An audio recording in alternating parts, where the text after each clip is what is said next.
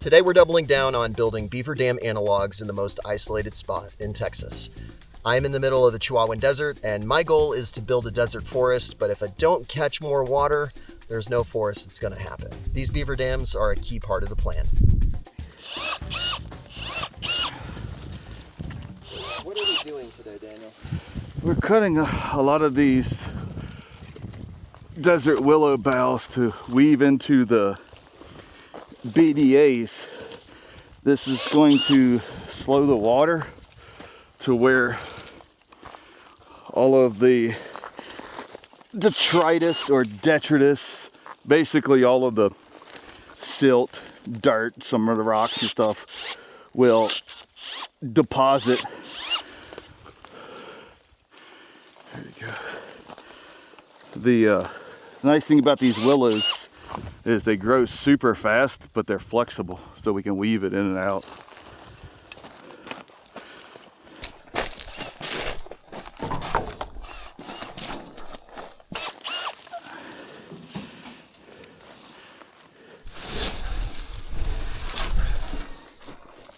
What's a beaver dam analog? Well, instead of a beaver making a dam, it's us making it. So it's an analog of what a beaver or a man-made beaver dam.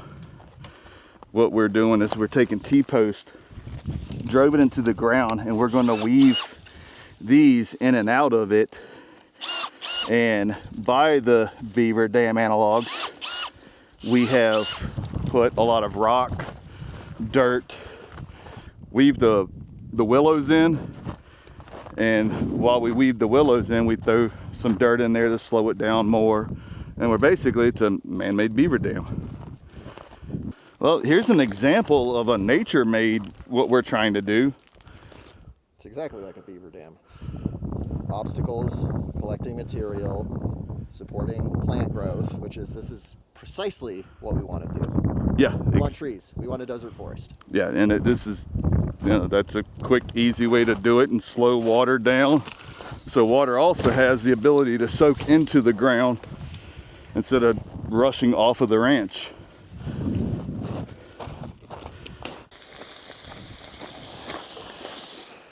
Greg, can you introduce yourself to the viewers and explain why are you here?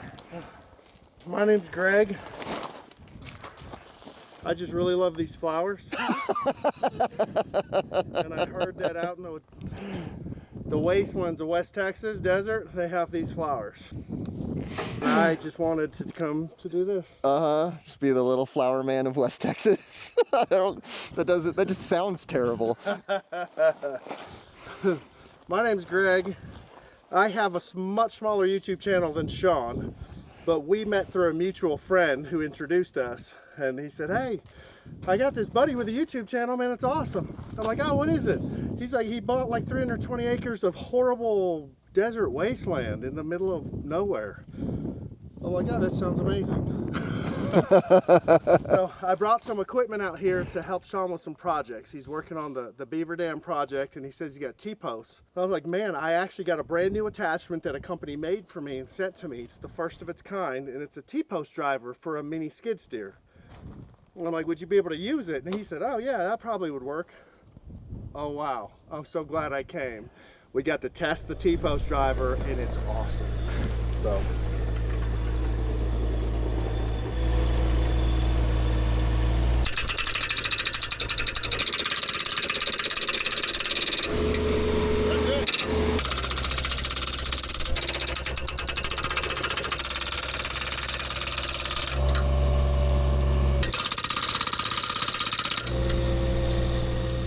I was super irritated, like, oh man, like, is this gonna work, and are the machines gonna get here? And now 1,000 times this is worth it, no doubt in my mind. I mean, we got half of them in already. Yeah, like this is So backbreaking. I just wanted to, let's stop for a minute. Let's negotiate my rate. Now that you've seen what I'm capable of. Now that I know what I'm capable of. Yeah, there you go.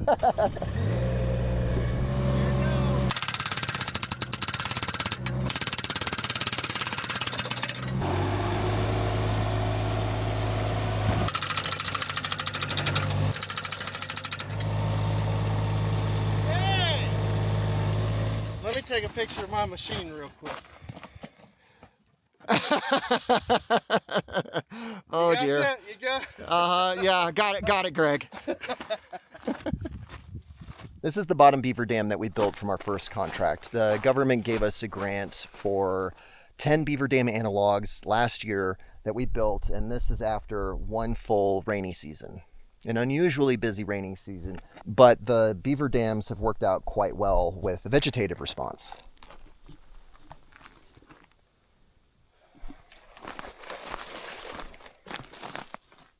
And what's more important is the things that's collecting behind it. So you can see all of this beautiful organic material just collecting in the bed. And over time, this is building soil. So the longer that these beaver dams stay intact, the more we're going to build a rich soil right behind them where water is pooling. So this is the existing creek bed. And then you'll notice right here, there's a change where you go from this rocky gravel to now you can see a sediment, and now here you have a fine layer of clay and silt that's deposited, along with all this organic material that has not washed away, a little cow dung, a lot of cow dung, and somebody's energy drink.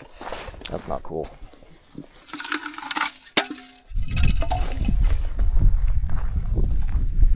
This year we have a contract to build 5 more. From the day we started, which was May 1st, we have 90 days to finish, but we are way ahead of schedule. Are you listening to Paul? Wow. Yeah, it's amazing. Like, if we were doing this and we'd walked right out here, We'd be on the second one. yeah, we would. I was just thinking, I'm like, man, the 3 of us make a good team and none of us are doing any work. Yeah, it's my favorite kind of thing. The hardest work, he's picking these up. Yeah. Go, Daniel. I had some agarita berries. That gave me a little I mean, seriously, like, none of us are really. Huffing and puffing? Yeah. Yeah, I like this type of work. Yeah.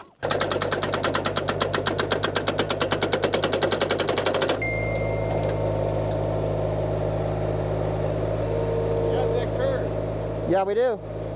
I'm filming this at the end of volunteer week, and it's now day 5 where we've been working in the sun and in the rain and the heat.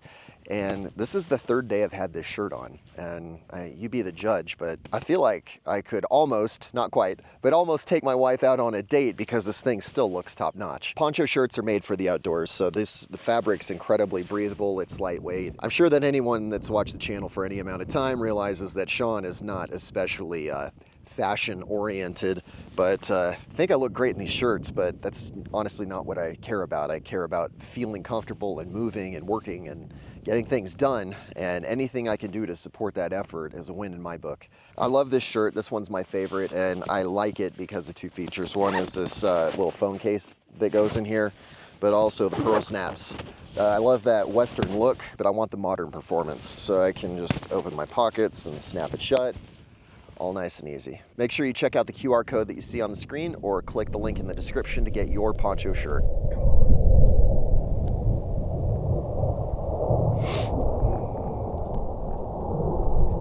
I was looking at like, what is that? That's so weird because I don't know if I've ever seen one before. I was talking to him on the phone, and a plane was going over my house, and so I snapped a photo of it real quick. Oh yeah, B1. And he's like, oh yeah, B1, but when they go over their dust ups, the wings aren't out. Yeah. Yeah, they're usually screaming. Like, he was going kind of slow. Usually They are screaming on the gone, deck. and we're like, oh, they're gone before we can get phones out or say anything, and then you hear.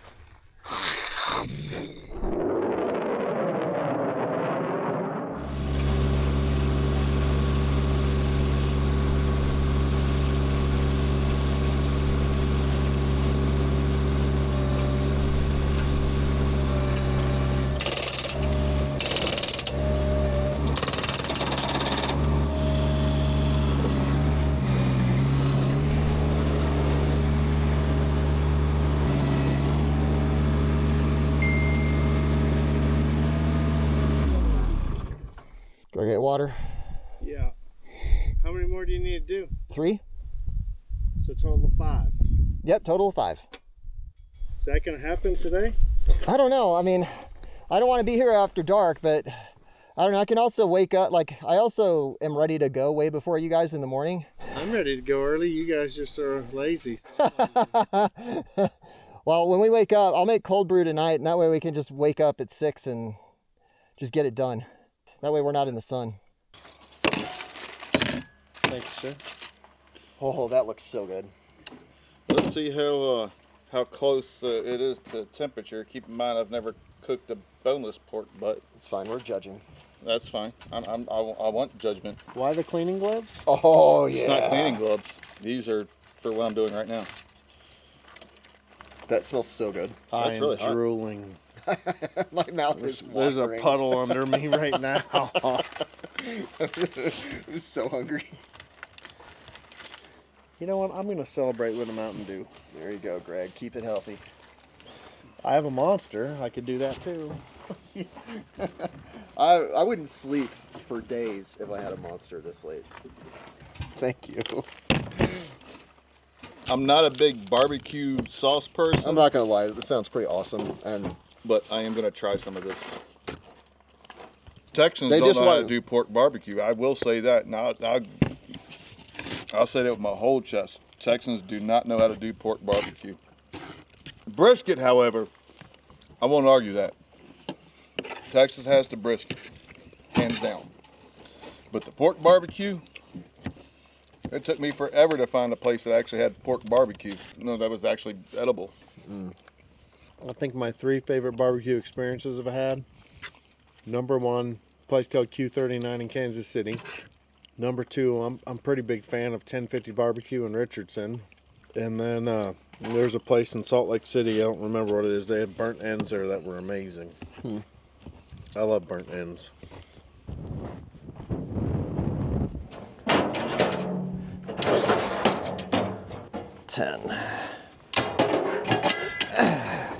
So I'm just laying the groundwork to get the next 3 of these done. I'm just using the dumper to drop off all the materials, and that way we're not wasting time with the group while I figure out the site and figure out the spacing. This is all stuff I can do on my own. So I'm gonna get these placed, and then when Daniel and Greg are ready, then we can get on the skid and just hammer these in and get on to the next phase.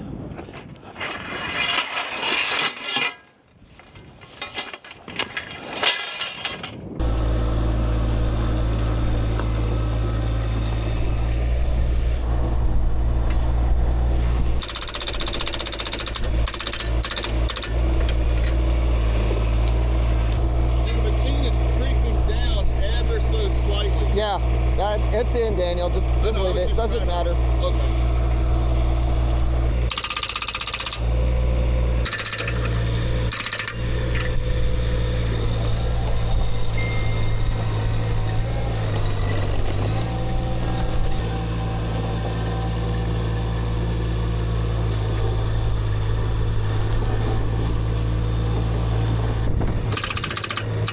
That's good.